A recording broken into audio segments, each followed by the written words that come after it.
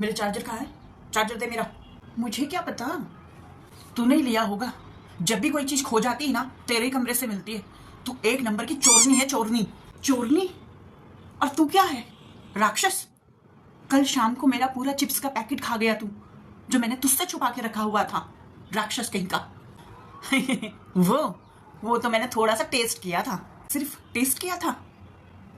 खाली रैपर छोड़ के आया था तुम, और मैंने तेरा चार्जर जानबूझ के छुपाया हुआ है। जब तक तू मेरे चिप्स के पैकेट के पैसे वापस नहीं करेगा, तब तक तेरा चार्जर भी नहीं मिलेगा। तू मुझे ब्लैकमेल करेगी? तेरी हिम्मत कैसे हुई? रुक, अभी बताता हूँ।